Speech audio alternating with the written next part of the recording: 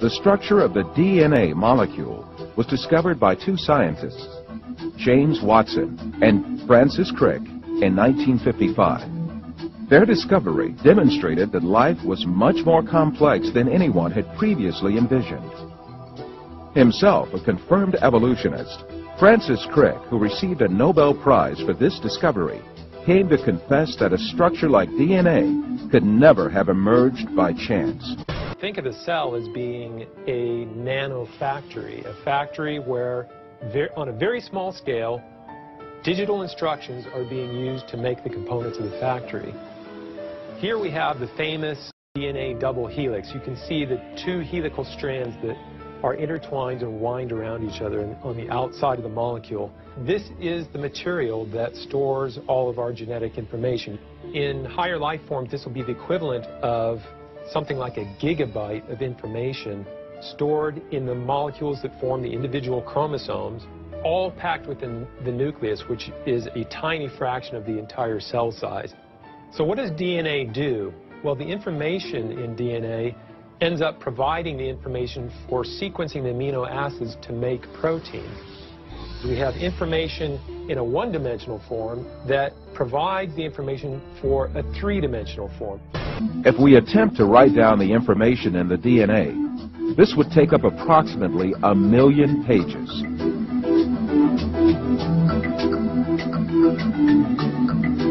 This is equal to an encyclopedia 40 times bigger than the Encyclopedia Britannica, which is one of mankind's greatest single accumulations of information. But this incredible information is stored in the tiny nucleus of our cells, measuring about 1,000th of a millimeter in size.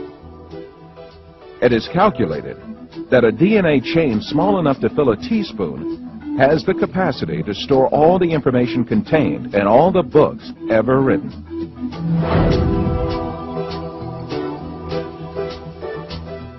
Of course, such an amazing structure could never have been.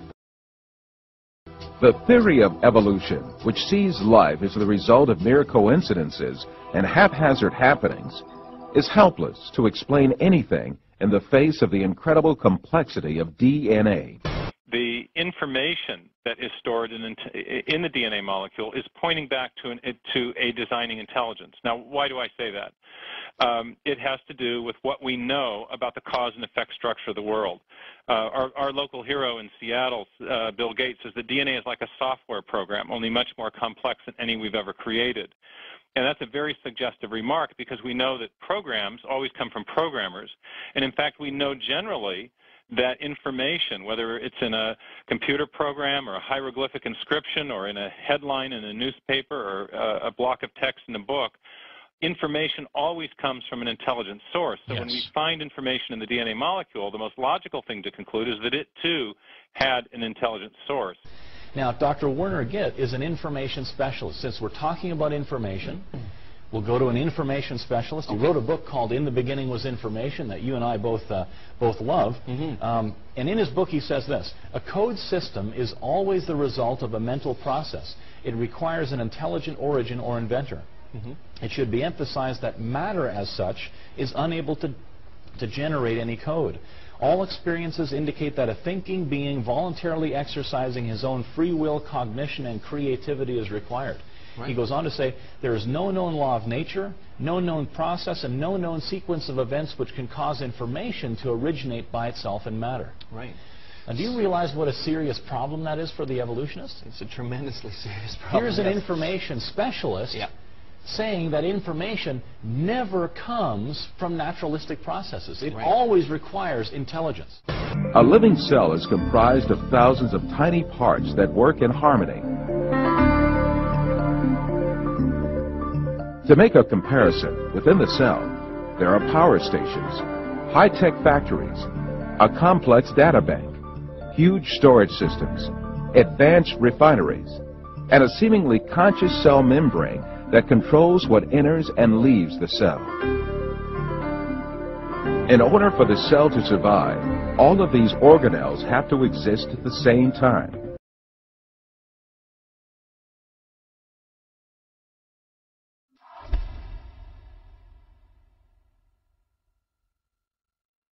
Irreducible complexity was coined by Mike Behe in describing these molecular machines.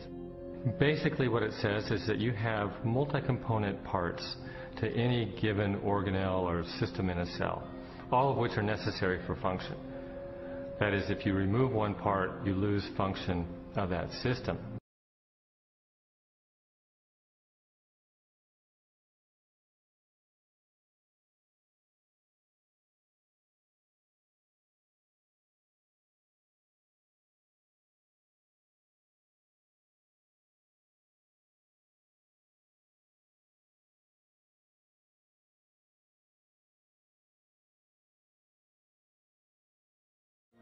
Without the tools to observe the machinery of the cell, and long before the idea of irreducible complexity, Charles Darwin offered a way to test his own theory. In Origin of Species, he wrote, "If it could be demonstrated that any complex organ existed, which could not possibly have been formed by numerous, successive, slight modifications, my theory would absolutely break down." Darwin acknowledged that if someone identified a biological system that could not have been constructed in incremental steps over long periods of time, then his theory would be invalid.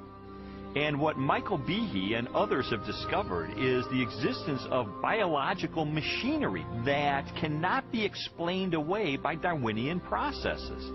Darwin's failed predictions have in fact falsified his own theory. Falsified his own theory.